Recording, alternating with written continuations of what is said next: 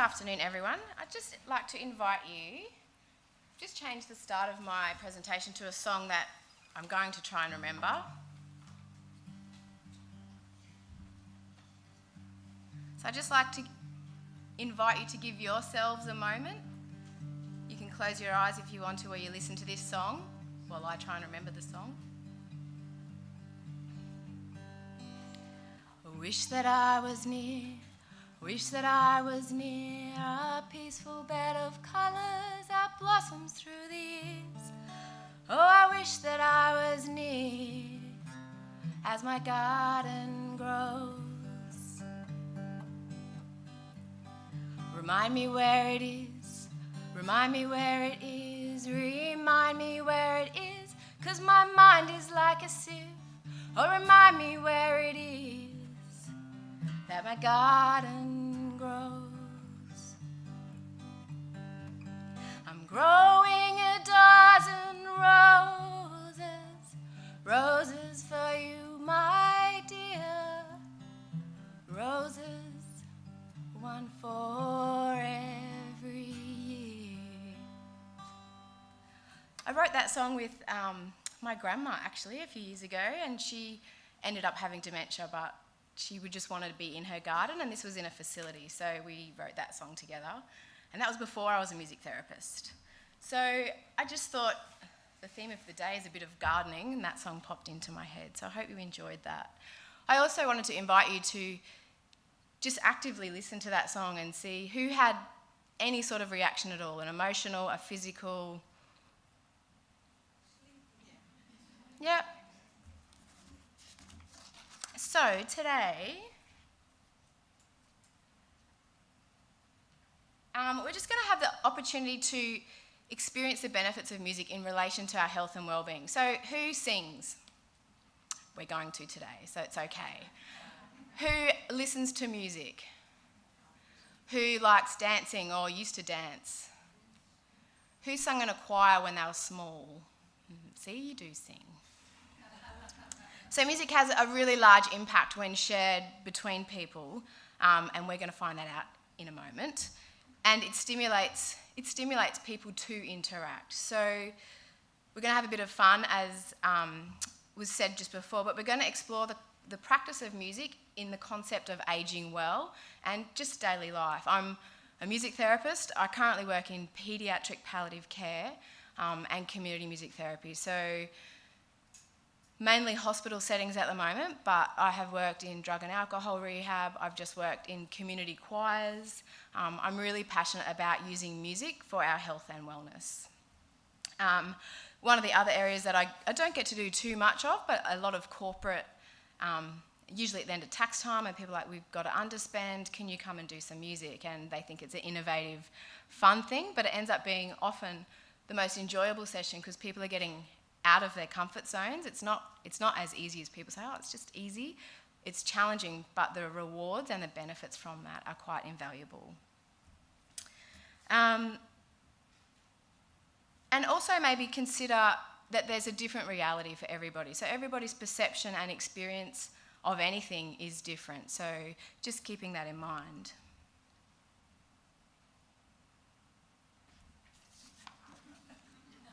So music's widely recognised as a valuable resource for the whole lifespan. So ageing populations, newborn babies, preterm babies, children. And we also it's a really crucial or key tool that can be used when we're looking at issues such as disease, changing in function, as impairments creep in, and that might just be your memory. Like, I can't remember words to lots of songs, and I'm often reminded about that by the people that I work with, that the words are wrong. So it can happen at any time, and music is something that's really accessible. Music therapist, so that's what I am. We sit under the Allied Health banner, so occupational therapy, physiotherapy, all of those therapies, we sit with them. We have a strong research base that grounds our clinical expertise, and we have to follow guidelines and all that sort of stuff. So we often get confused with being the lovely singing person or the singing lady or the singing man or the volunteer and those sorts of things, but there are lots of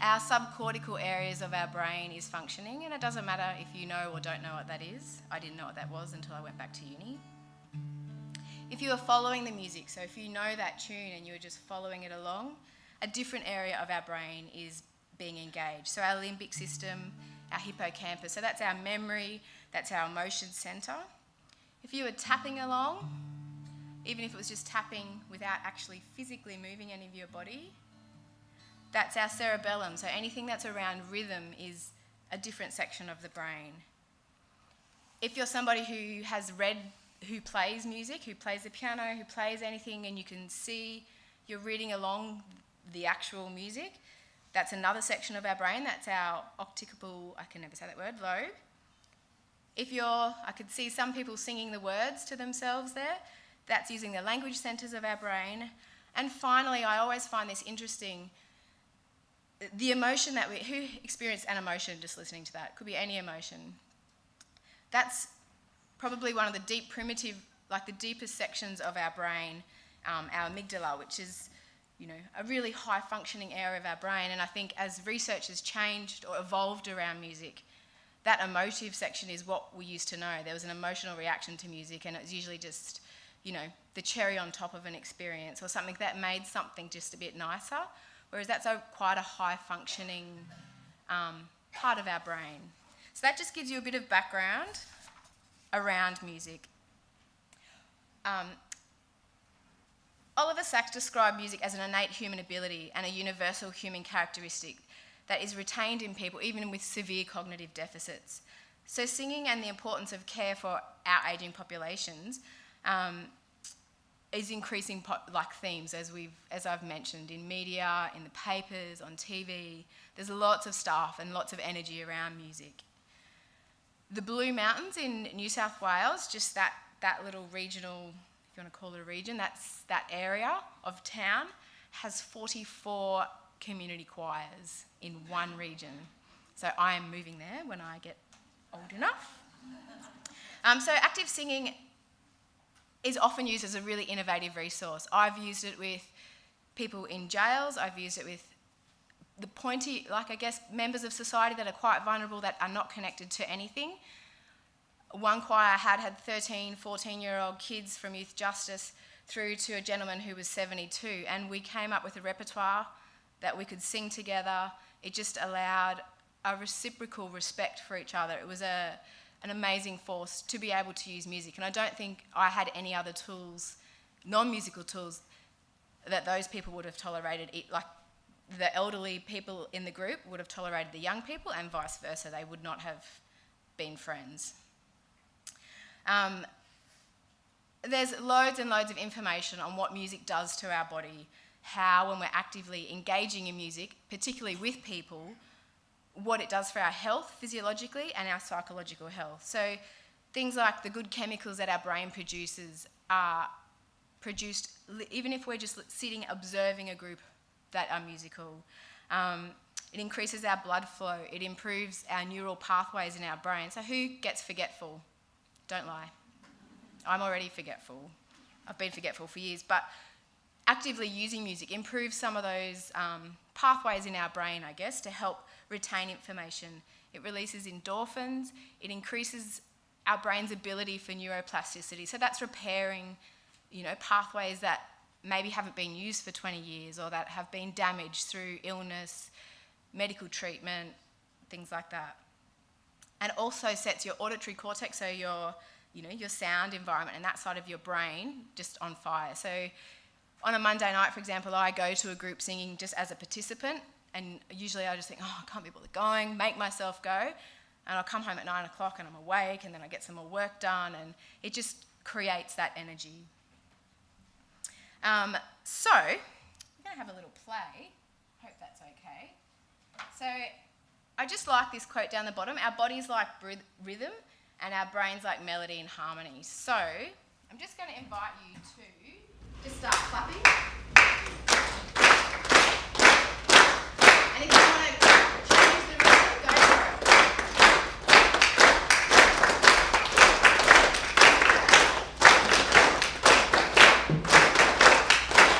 Now close your eyes.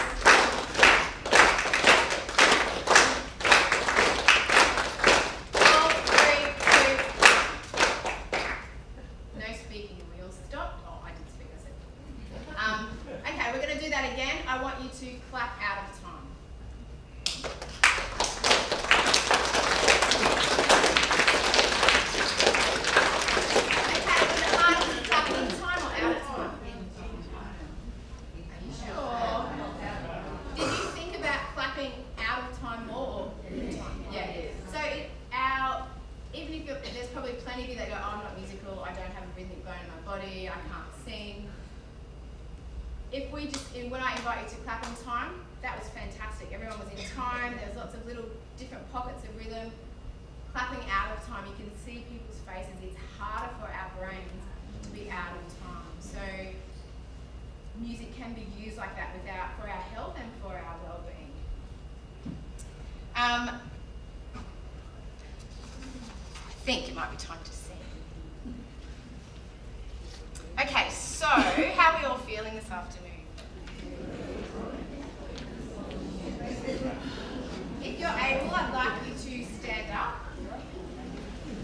Because I know I'm the last person of the afternoon, so I don't want you to get sleepy. Okay, I've just chosen a song that's reasonably well known. I'm just going to hum it, and if you know the words, start singing, and then we'll have a little exercise.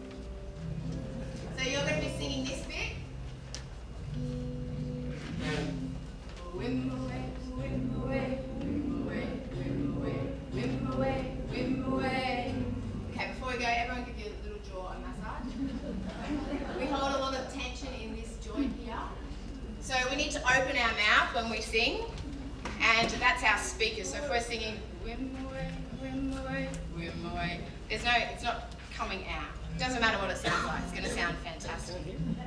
So the whim aways. Hands up again. Whim away, whim away, whim away, whim away, whim away, whim away. Put your hand on your belly and make it like sound gutsy. Ready? 2, 3, 4. Whim away, whim away, whim away, whim away, whim away, whim away. Nice. Whim one more time. Bit more volume. Okay, who wants to sing the words? There's 3 parts.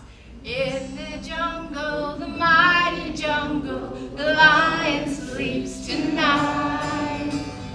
In the jungle, the mighty jungle, the lion sleeps tonight. One more time. In the jungle, the lion open your mouth. Bit more volume. In the jungle, the mighty jungle, the lion sleeps. Okay, my favourite bit.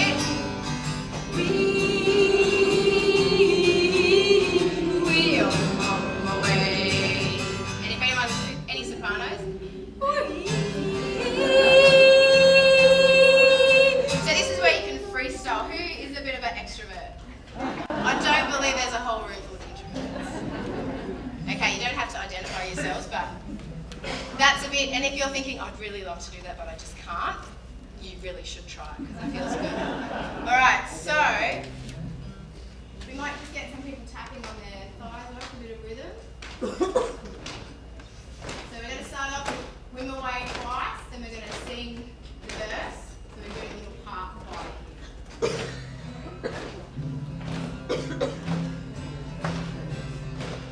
All right, whim away is nice and deep. Whim away, whim away, whim away, whim away, whim away. Harmonise everyone. Whim away.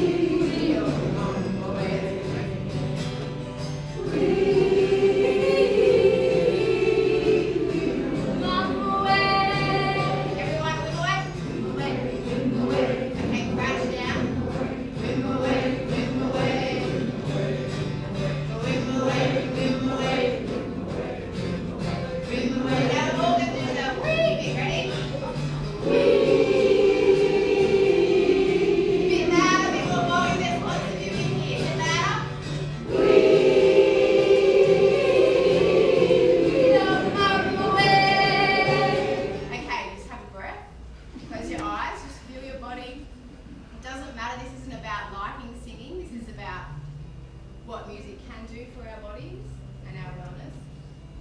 Who feels a little bit different to 10 minutes ago? Alive. Nice. All right. So we're going to do that one more time. If you have any emotion that causes a bit of grief, you wish you could worry less, you wish you were, I wish that I didn't fit so much in my day, so there's so much to worry about. Anything that you wish you could feel less of, you can sing this out. I don't need to know what it is, we don't need to talk to anyone else about what it is, but singing out loud in a group is a really good process to release some of that stuff. Alright, and adding a little bit of movement is just good for our bodies. Okay, 1, 2, 3, 4. Whip away, whip away, whip away, whip away, whip away, whip away.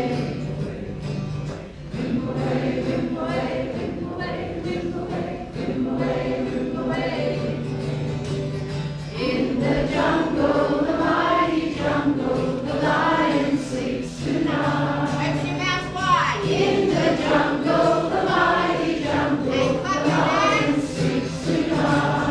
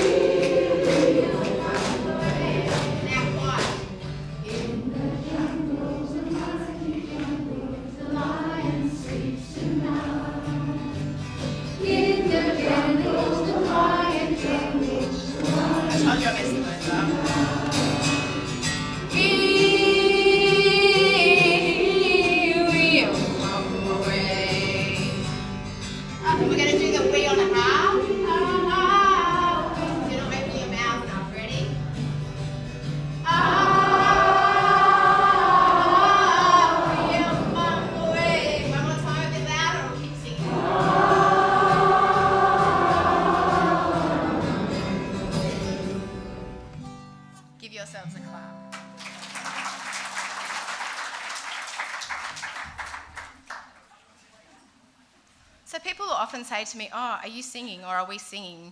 I don't think you can have a presentation around music or around anything creative, especially when it relates to wellness, without just having a feel. I know that music's not for everybody, but the creative arts are a really broad spectrum, whether it's drawing, whether it's spoken word, whether it's poetry, whether it's painting, all of those. Gardening is a very creative pursuit. But it's around looking at what's accessible, as our years move on. I put this slide in terms of themes that can be processed, and through some of the research that I've done and a lot of the work that I've done, regardless of the age range, these are really common themes that come up in songwriting. Songwriting is one of my favourite tools that I use as a music therapist. And we don't have a heavy session, and you look at those themes and there's quite an intensity or a heaviness to some of those things, but that's what's processed through singing or through songwriting or through choosing different songs that we might sing together.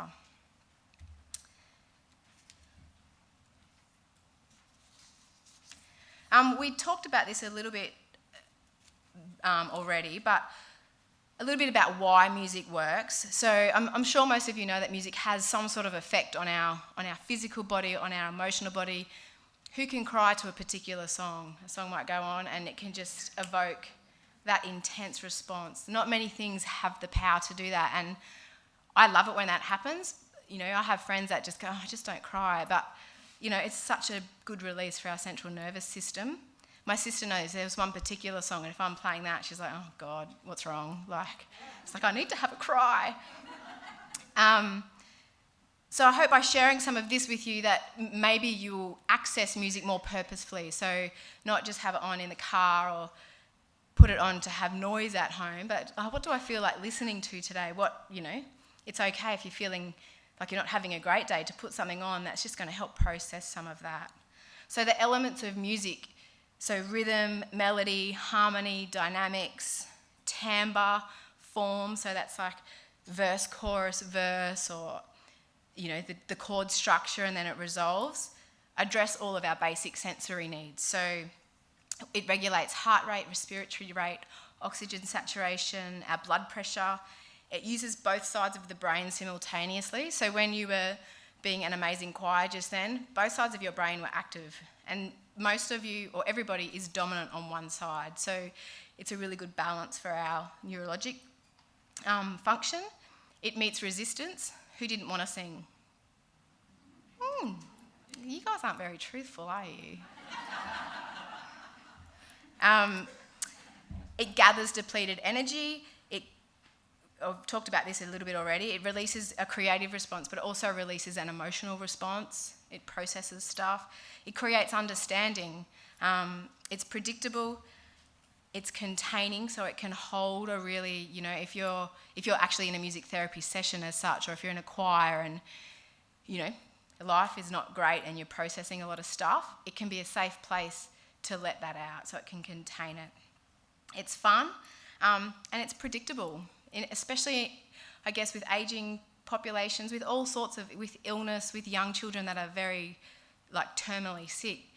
There's a very, very present vulnerability there.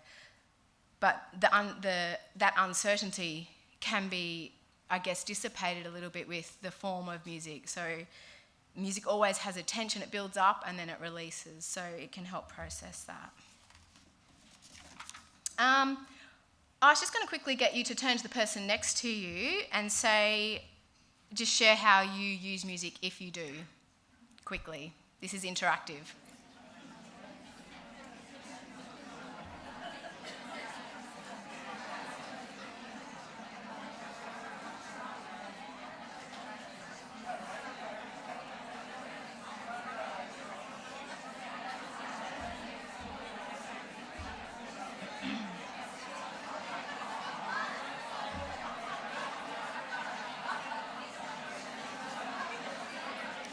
Okay. I know that now that you've had a bit of a sing that you're probably quite energetic. Can I just have a show of hands? Does anyone wish they could use music more in their life, in their day-to-day, their weeks? Okay, that's my objective for today. That means it's met. There's so much stuff out there around music.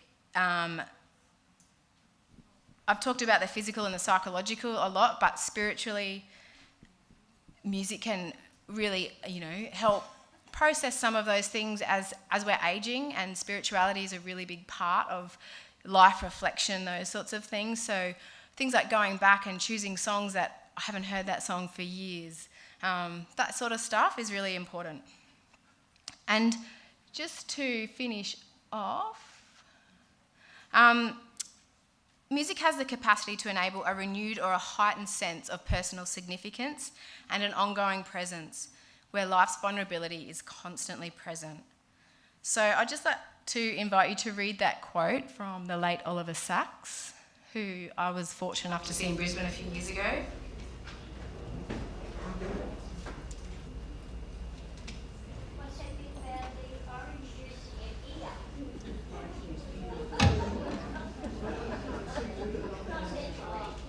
Not literally, no. Please don't go home and put orange juice in your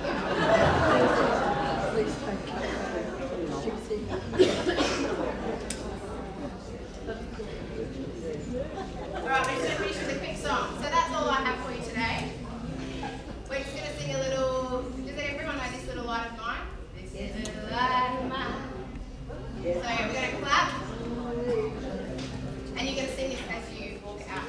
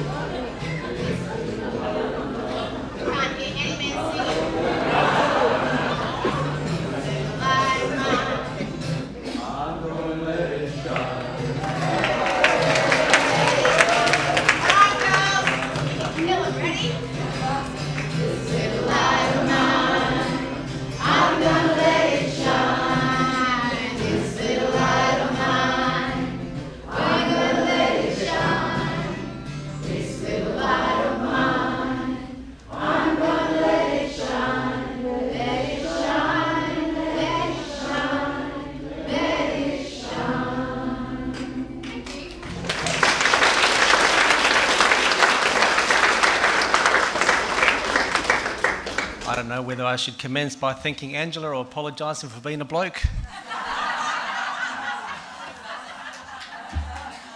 Pathetic, wasn't it, the blokes? But anyway, yes, there's a lot of work.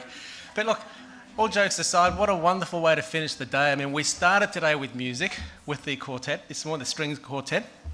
Fabulous. It set the scene and so on. And to finish up, I think this is the first. I can't remember ever finishing the positive aging journey with some music, and it was a great way to finish. I mean, we all know the benefits of music and well-being and the connection of that, and Angela explained it beautifully today.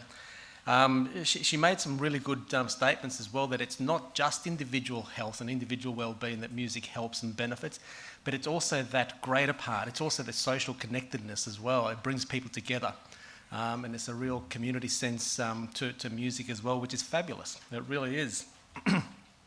All I can say is that I'm absolutely sure that we're all going to be humming The Lion Sleeps Tonight for the next week. There's no doubt about it. Are there any questions at all for Angela? Yes, the lady over here. Anthony, thank you. Mike? Angela, I found that the second Eurovision winner, Demi M, she has this tone in her voice that's so perfect, pitch perfect, that you can't get enough of it. Is that because of the correct tone that she's singing in, or what would that be?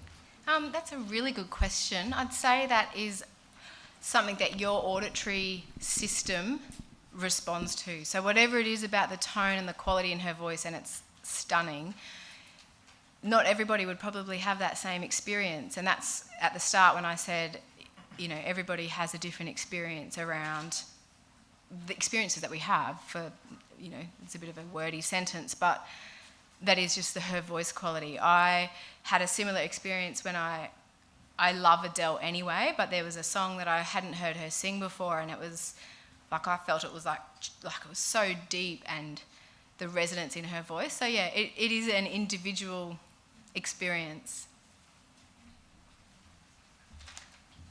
Thank you. Any other questions at all for Angela? Over here, the front, please. Thanks, Anthony. Sorry, maybe we'll wait for the microphone just for a second. Is dancing anything to do with music? It must be, isn't it? It definitely is. Definitely is. Well, it definitely is. Who dances with a mop when you can't get a partner? The rhythm, dancing's a really high function. It's a high functioning thing. A lot of people, I could probably get people singing before I could get them dancing if we're in a group. People are confronted by dancing, which I guess is why I focus on singing, because it's more accessible for the greater number of people. But dancing, and it doesn't matter, like if you see me dancing, I like to think I can dance, but I probably can't dance very coordinatedly. But it's the same thing. You're getting the same benefits from dancing. So, and I often see some of the residents that I have had the pleasure of working with that really, really advanced dementia, in wheelchairs, don't know their names, they can sing a song, but they'll get up and they'll waltz with the staff, and then they'll just sit back down again. So that, whatever it is in that piece of music, has turned on all those areas of the brain, and they remember how to dance and sing at the same time, which is phenomenal. Thank you. Maybe one last question. There's a lady at the back here, Anthony.